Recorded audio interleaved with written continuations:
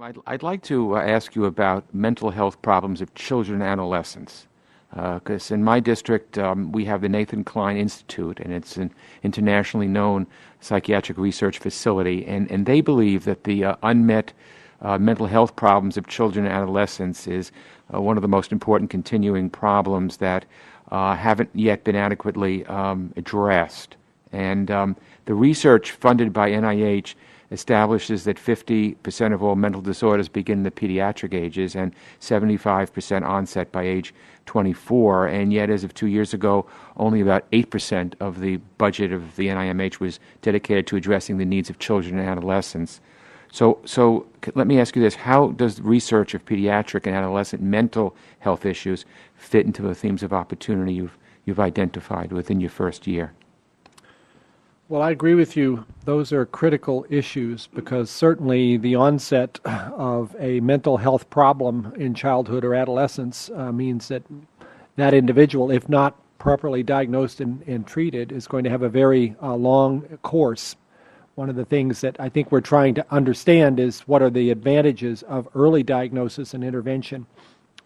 I think there's a lot of need also just to understand in terms of basic neuroscience what is going on in the brain in bipolar disease, in schizophrenia, in major depression, in a number of the other conditions that do tend to come on in adolescence. The Human Connectome Project is an effort to try to do that in a more systematic way, putting together genetic variations with what the linkages are in the brain between various regions and how those neurological tracks are different in people who develop one of these diseases.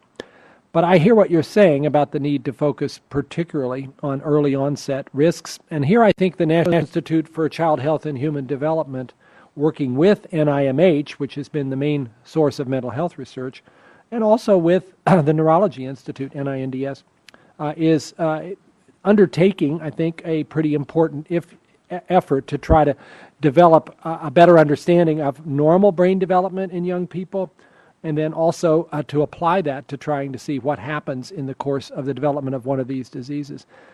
Certainly the National Children's Study, when it gets fully up and going, will also have the chance to look for very early influences on mental illness in terms of environmental exposures, genetics, etc., because we've not really had a very good database, and that study, which will study now 100,000 individuals from preconception until age 21, should provide some other important clues. Let me ask the indulgence of the chair. I have another question. Could I? One more question. Let me ask you about HIV and AIDS research, because I think that's really important. And 56,000 people every year living in the U.S. become newly infected with HIV. And in your opening statement, you mentioned the many ways that NIH research has contributed to the information that we know and the increased life expectancy for HIV-infected people.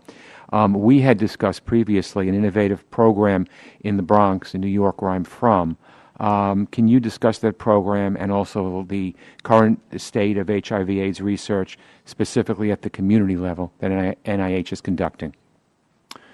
So the program you're referring to is an innovative idea about testing and treating and then linking to care. Let me explain what this is and why it seems to be potentially very beneficial.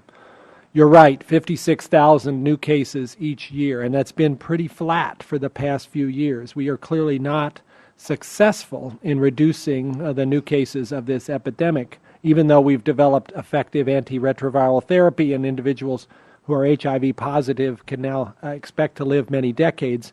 Still, we should be doing better in terms of ending the epidemic. The idea here is that most of the new cases of HIV, or many of them anyway, are actually acquired from individuals who do not know that they're HIV positive.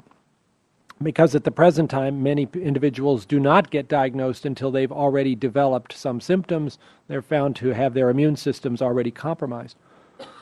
At least by mathematical modeling and by some small studies done in other parts of the world, it looks as if you tested every one of us every year to see who is HIV positive. And as soon as somebody turned up positive, began treating them then, you would both improve their likelihood of a good outcome, but importantly, you would drop their viral load substantially so that their likelihood of passing the virus on would go way down. So the idea here is that you essentially reduce the viral load of the whole population by identifying infected individuals as early a time as you could, and mathematically it looks as if that could actually end the epidemic without having come up with a vaccine, which has obviously been an enormously frustrating circumstance. To test that, this test and treat linked to cure, or TLC effort, linked to care, has been piloted just recently in the Bronx and here in Washington, D.C., with support from the National Institute of Allergy and Infectious Disease, so that we are going to be able to see, does this work, not in a mathematical model, but in the real world. And we kind of thought Washington, D.C. was the real world, and we thought the Bronx was too. I do too.